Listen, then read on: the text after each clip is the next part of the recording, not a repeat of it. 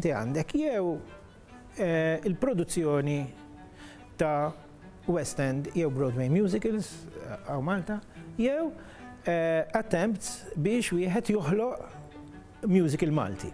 Kien hemm żmien fejn isu kien hemm focus fuq musicals bil-Malti, naħseb illi ovvjament Malta kienet qed tipprova tlaħħaq ma x'qed jiġri fil-bqija tal-Ewropa. Fl-Ilili Mediterrani kien hemm dil-regolarità, allura kreat ammont sostanzjali ta' xogħol li sfortunatament ma ġiex iddokumentat sew.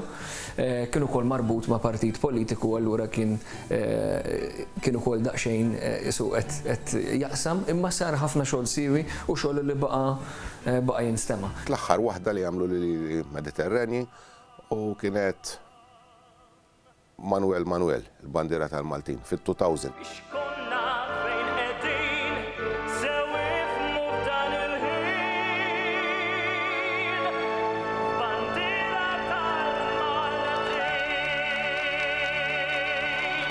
Meta waqfu l Mediterrani, ġifieri, aħna ma konniex nifinanzjaw aħna l-musicals, meta waqfu huma mbagħad jisu waqf dawn il-musicals. Ġewwa tard kien persuna illi kien joħloq jivvinta jara x'irid jagħmel biex ikabbar il-kultura tal-kultura Maltija. Iqabbad kompożituri Maltin, kantanti Maltin, kittiba Maltin, liriċisti Maltin. Ma li waqfu l-Mediterrani hemmhekk kien hawn lakuna. Kien hawn vojt kbir. Imma għaliex ma kienx hawn udjenza? Le. Għax ma kienx hawn min jippromuovi. Għaddejna minn perjodu, sfortunatament, Teatru kollu, li forsi intom ma tiftakruhx grazzja talla, fejn il-kultura kienu jgħidula il-qaddejja. Waħda mill-affarijiet huwa li għax min kien qed jagħmlu forsi ddeċida li hemm modi oħra kif wieħed jippromuovi l-kultura Maltija jew inkella l-aġenda soċjalista jew affarijiet hekk. Imma wkoll barra l-fatt li dejjem sar naqra aktar diffiċli. Dak iż-żmien aħna fil-disejnijiet teatru kollu kien amatorjali tista' tgħid u anke l-musicals, ġifieri minkejja li kellek ħafna kantanti tajbin eċċezzjonali u anke kompożituri tajbin ħafna drabi kienu jagħmlu affarijiet oħra. Naħseb illi meta mbaġġi l-punt fejn dawn għandhom jipprofessjonalizzaw iktar ruhom u kulħadd beda jitħallas ta' xogħlu kif inhu xira, sar iktar diffiċli biex wieħed jagħmel musical oriġinali għax hemm ħafna sol. U naħseb dik ma' affarijiet oħra waslet biex ikun hawn din id-dib. Il-problema ta' dak iż-żmien kienet nuqqas ta' finanzi. Musical dejjem iqum il-flus. Jiena kont involut f'Wiċċta u 1919 mal-Mulej. U kienu produzzjonijiet qawwijin ħafna, konna minnhom l-università. Imma budget ma kienx hemm. U udjenzi ma kienx hemm laqqas. Ma kienx hemm l-apprezzar in ġenerali ta' teatru. Il-ftit li kien hemm forsi kien iktar English speaking. Ekku. Allora il-Malti kien ibati. Jienu nitrabba jiena kien hemm ukoll l-idea li il-teatru kien b'saħħtu ħafna bl-Ingliż, it-teatru ġenerali u anke l-musicals kienu b'saħħthom bl-Ingliż.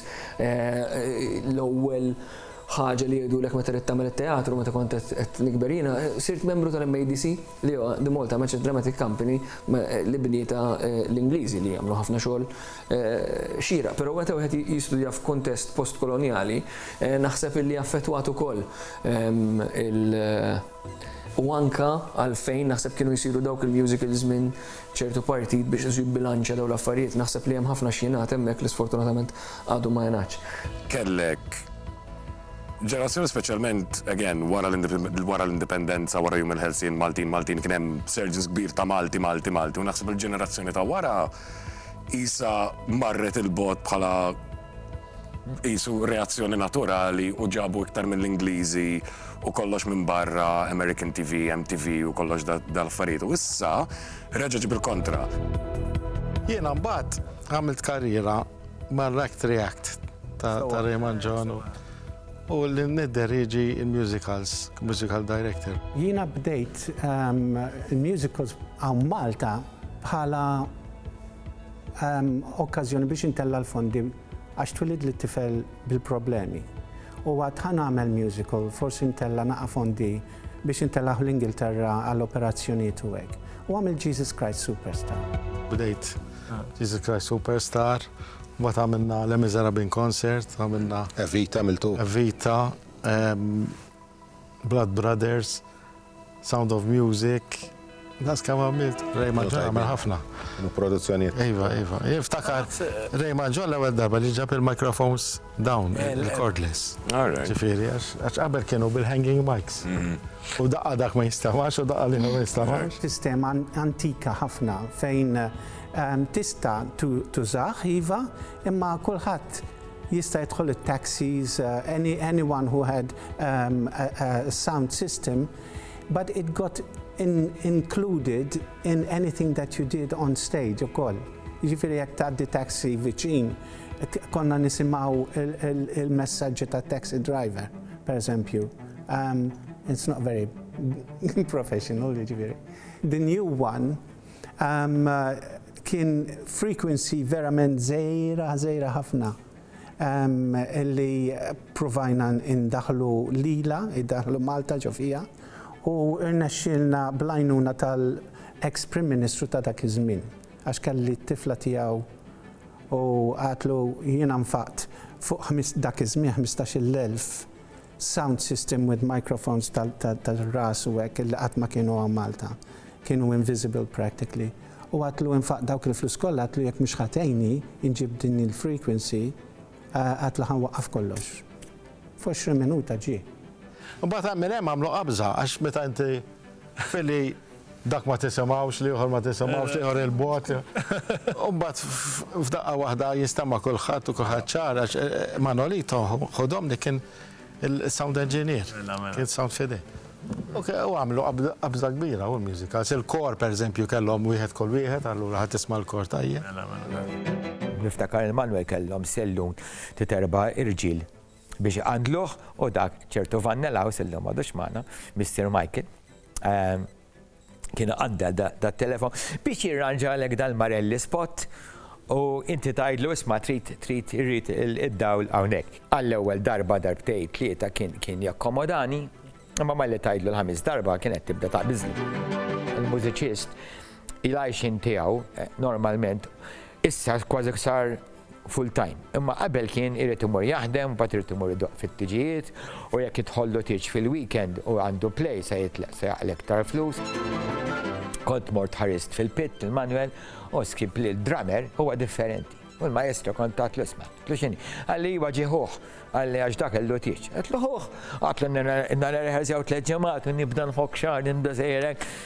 Illum nitħabbihom. Meta inti għandek musical oriġinali, l-ewwel nett in-nies ma jafux il-mużika. Ma tħallas rights, però inti trid tikkonvinċi lin-nies li għalfejn għandhom jiġu jaraw din musical u mhux musical li huma mdorrijin jisimgħu. Dak meta xogħol ikun ġdid dejjem babagħti naqra iktar. 1565 kont kważi qabbatt il-Malcolm Gallia biex jiktibha u Malcolm kienet l-ewwel commission tiegħu l-ewwel commission li qabad man nies u qabad il-maestro Paula Bela biex jikteb il-mużika. Meta ġi biex jikteb il-battalja tal-ewwel xena tat-tieni att tal-1565, jiena bdejt Pawlo ġie ħdejja, poġġa bil-qiegħda u għatlu Pawla u qed nimmaġina il-Maltin jippreparaw, qed nisma' t-torok ġejjin mill-bot. Beda jikteb dak il-ħin. When I first moved here, I remember that there was Porn, the musical, which I think was one of the first original musicals that I had seen here in the island. But that was quite unusual for its time. Miss Sandy with a double D, all the girls around me say, that's the girl I wanna be. L-ewwel show li ktibt kien mal-ewwel kien Porn the Musical. It was quirky, it was fun, the book was great, the music was great.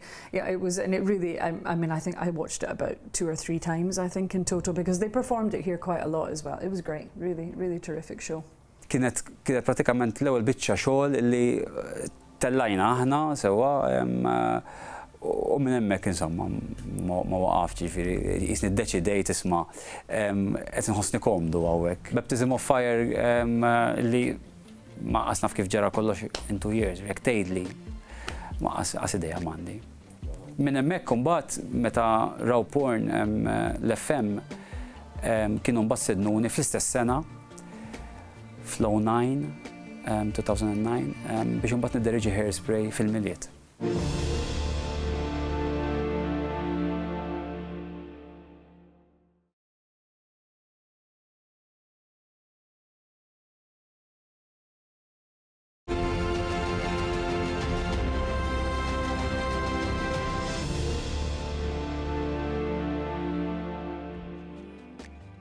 Meta rajt Lastra, teatru Lastra, kelli immedjatament kelli imħabba immedjata leha. Mingħajr dubju din ngħidha bis-sinċerità hija l-isbaħ teatru li għandna. Jesa 1100 ruħ u allura hija għandha daqs kbir. Għandu palk li huwa kbir ħafna fil-wisa u iktar fil-font tiegħu.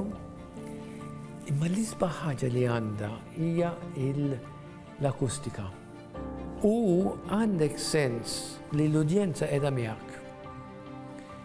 Anki jekk teatru kbir, l-udjenza tħossha mill-ewwel u l-udjenza tħossok mill-ewwel.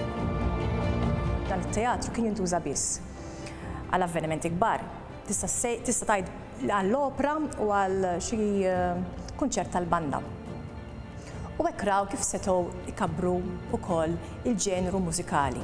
U minn hemmhekk nibgħet ukoll il-musical li fl-2016 ittella l-ewwel musical Grease. Qed nuża l-musical iktar biex inrawmu l-awċin u iktar biex inrawmu l-udjenzi Maltin biex jaħsbu f'Għawdex bħala gżira tal-mużika, gżira kulturali. Ix-xogħol l-affarijiet li tisiru Għawdex huma ta' barra minn hawn. Grease saru żewġ produzzjonijiet. Is-sena ta' wara Evita saru 3. U minn hemmhekk il-management tat-teatru nduna li n-nies xtaqu dan it-tip ta' musicals. U kull sena dejjem inżidu. Issa s-sena l-oħra The Sound of Music għamilna 5 rappreżentazzjonijiet. U s-sena d-dieħla nisperaw jekk mhux 5 anke nżidu fuqhom. Tibda tiżviluppa t-teknika, tibda tkun taf xi tfisser, tibda tippjana iktar ix-xogħol, tibda titkellem iktar ma' sound engineer li m'għandna xi ħadd bħal Sergio li jafx qed jagħmel. Ġi ħanajdlek, jekk ngħidlek kemm il-bogħod minn kif bdejna għalfejn wasalna. They approach it in a very disciplined, very dedicated way. So they make time for it. They have their rehearsal schedule very well planned out from the very beginning. It's they allocate the time that it needs, and I think that's great because the standard of the productions now is often as good as anything that you'll see abroad, in my opinion. Namorna min xena iktar volontarja u community-based. Jien għamilt Pantos illi per eżempju fi żmien tal-MADC ta' 2002 meta kont għamilt Alibaba kienu tawna niftakar kienu tawna ċekk ta' 25 Malta liri fl-aħħar ta' tipo 3 xhur kull jum u mbagħad xi 25 show għal petrol. When I lived here, there was only really 2, 3 maybe, and all the productions were always done by the same sort of people. Whereas I feel like there's a big surge of creativity, and a lot of young people are wanting to do this as a career, not just as a hobby. Whereas I think when I was growing up at school, it was never you never thought of doing this as a job. It was always a fun thing that you did. Jiena llum il-ġurnata ovvjament infaqt ħafna flus u dedikajt ħafna ħin biex wasalt fejn jien bħala attur. U ħafna nies oħra għamlu l-istess, hemm ħafna investiment mill-lat personali. Allura mbagħad jekk inti dawn nies trid li jkunu involuti fil-produzzjoni tiegħek xieraq illi jitħallsu kif suppost. people used to be like, oh, you're going back home, oh, you're going back home. And I didn't feel it from people back in London, because they're like, oh, you're going back home. To them, Malta is the best. Like, I'm so jealous, you're so lucky. It's the people back home that are like, oh, you're coming from London, you're going back home. You failed or something like that. I came back because of COVID. And I chose to stay because I was like, first of all, standard of living so much better. I have friends in London who are doing their dream West End job as a lead. And there she's like, I just cannot afford. The pay is so bad, and she's having to do a waitressing job on the side. People that have taught me, the people that I work with in productions now, not only my peers, but also, the MDs. There's like Denise, there's Crispy, Chris Gott, they're all they're so amazing, they're so great, and they treat me nicer than people, in London, and they know as much, and they'll be most of the time more helpful. They don't treat you like you're just a ant on the floor and like, do this, thank you. Kenna l-ewwel Arts Council, kenna l-ewwel fondi, kien hemm l-ewwel inizjattivi biex jibda jsir ċerti forma ta' arti regolari. Naħseb di kienet biex jibdew musicals ġodda. Konna minna tribut tal-Jets fuq Sada Stretta. U mister għalli mela tal-belt ta' xaħna mi-Furjan. Għalli tal-belt għamilt l-om, għalli tal-Furjan għamma minn Kont kellimt il-Valletta Cultural Agency, kellimt il-JC, mikallef. Għatlu nishtiq namel sware jena. Forsi il-Manuel jew hekk, għatlu għandi jet suite. U bdejt ngħidlu storja balzunetta u hekk, għatlu forsi konna kantanta waħda tkanta żewġ songs, għatlu isu jazz concert żgħir. Imma naqra lajt xtaqt nagħmel jien, għax jien għalli di sabiħa għalli nagħmluha musical. Jiena ma morx biex nagħmel musical. U isu d-destina ġa tefani. Narremela. Isu fetaħ naqra ċen il-reġa għal musicals Maltin bil ngħidu li werti tisir musical bil-Malti. There's more funding. Il-funding specialment għat-teatru Malti sploda, which is a very good thing. Allora, iktar apprezzament għalih. Yes. There was a resurgence bil-Malti, anka meta tara bands Maltin, qed insemmi just Birkuni, Ċimiteri per eżempju, jgħidu bil-Malti u Malti sabiħ. 5 snin ejja ngħidu 3 snin qabel il-COVID. Kien hemm imbuttatura u bdew joħorġu dawn musical mhux żgħar, pereżempju bħal Sette li kienet kbira u bil-Malti oriġinali. Li vera inkwetajt bl-ikraħ kienet propju Fedem's Family għax kull ma kellna żewġ serati u fl-ewwel wieħed faqqa l-ewwel każ tal-COVID. Tal-COVID niftakar. U konna fil-ħodu kmieni mixjin sija b'sija x'ħsibna li ħajalqu t-teatru u aħna lesti fuq il-palk, ġifieri lesti biex nibdew. Għalquh l-għada, dispiċċajna. Sfortunatament kien hemm produzzjonijiet oħra ġifieri li sofrew. Waqt il-pandemic konna l-ewwel biex nagħlqu u l-aħħar biex niftħu. U jiena naħseb li għadna qed naraw l-effetti tagħha fil-terminu ta' kwantità ta' seats mibjuwajn. Tant hemm overload ta' events illi ovvjament l-istess kwantità ta' nies mqasmin ħafna iżjed events u ħafna iżjed teatru, mużika, parties, sabuħ dana. Plus, jiena ngħid ukoll li kien hemm effett illi ħabba il-pandemija l-effett tal-ikel u l-effett tal-Netflix. Illi bil-nordnaw l-ikel minnant restaurant vera tajjeb u jiġibulek id-dar, għandek film fuq il-Netflix u tista' tara li trid bil-kumdità tiegħek ma toħroġ, ma taħliġ petrol jew diesel. Alla volja aħna entużjastiċi ħafna kif tar minn mod kif jitkellem Luke fuq il-produzzjonijiet. Okay? Għanna tela mhux ħażin biex nerġgħu nirkupraw u forsi nisperaw li nżidu fuq dak li kellna qabel il-COVID.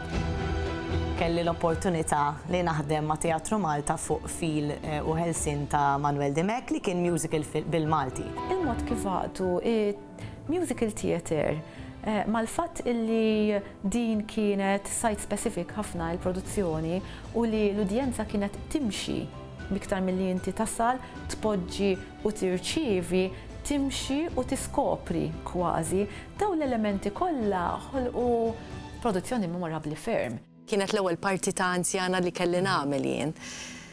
Naħseb il-fatt li jiena diġà kien hemm dak iċ-ċertu eżattejn il-bonding ma' Joseph Zammit li interpreta l-parti eċċellentament ta' Manuel Dimek. Imma l-fatt li jiena kelli nidħol f'dak dik l-era ta' ċertu età, naħseb kienet sfida. Kif mitżewġi b'nisfratta da' il-ħabsġa ta' 13 il-vojt li missieru ħalla. Joseph Zammit huwa wieħed mill-atturi li nħobb kif jgħiduha nżomm għajnejh fuqi għax versatili immensu.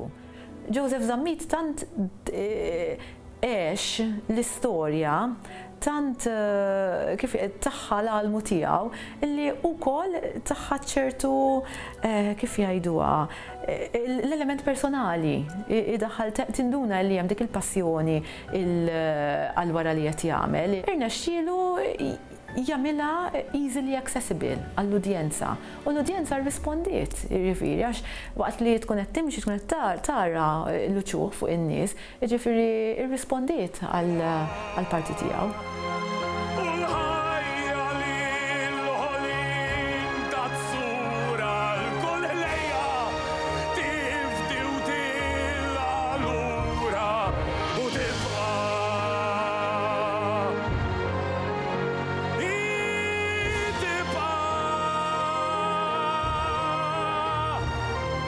Nallem il-mużika li l-kompożitur stess li jgħat ħdejja fil-kamra kiteb. Allura, there was more pressure, ovvjament, u kienet ħaġa sabiħa ħafna illi naħdmu iktar fuq kreattività u konna iktar liberi, ovvjament, anki u kien iktar liberu biex ibiddel ċertu affarijiet. Dimek fl-aħħar ta' ħajtu kien beda jikteb daw l-aforizmi li kienu kważi qed jitfaħ fi stat metafiżiku. U hemmhekk illi ġiet din l-idea illi noħroġ dal-pattern fuq il-pjano li kien iktar meditattiv.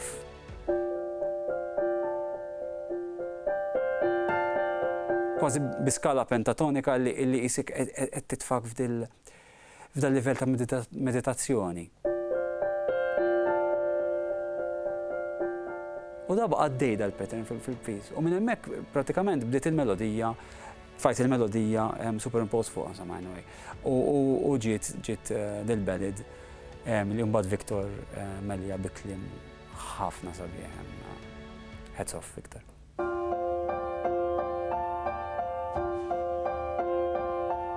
X'jibqa' minn nar ta' żożija mill-fervur li fir-rebbija jfur, x'jibqa' mill-fjur. X'jibqa' mid-dirajn felħana, mir-riġlejn li waslu l-qalb settir lejn elf pjaċir. Mitwemmin bla dubju, mill-ħsieb imsin da xafra, mill-wens tal-qalb mimlija ħlewa, mill-adab jali għall-edewa. X'jibqa' mid-diskors li ħeġġeġ iċ-ċabċib tal-folla, mid-dawl li feġġ f'għajnejn ħallima, fid-dlam li jifni r-ruħ għajjina. X'jibqa' x'jibqa'